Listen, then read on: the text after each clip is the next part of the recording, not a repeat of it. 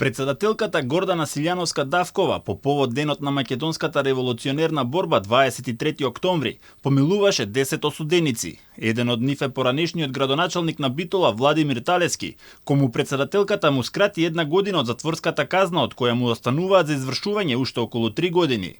Делумно помилување со 3 месеци помала казна доби и Маријан Ефремов, кој беше првообвинет во предметот шпион. Меѓу делумно ослободените се и Мухаре Мали, Тодор Попов, Томислав Симонов, Перо Кузмановски и Живко Делиџаков. Тие добија намалување на затворските казни по 2, односно 3 месеци. Според одлуката за помилување, затворската казна се заменува со условна осуда на Акив Бејадин Равмановски, кој беше осуден на 15 месеци.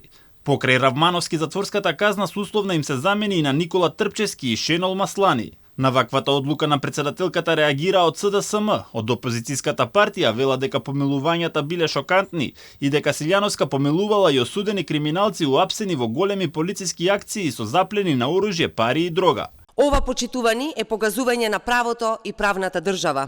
Ова е силен удар врз безбедноста на граѓаните и врз работата на полицијата и надлежните институции.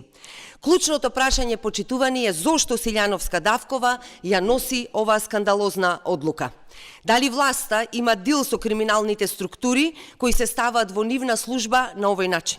Председателката Давкова вели дека помилувањата ги потпишала затоа што и верувала на комисијата која е составена од врвни експерти кои се воделе од законските нормативи, дека не гледале кои се личностите со име и презиме, туку ги анализирала нивните дела.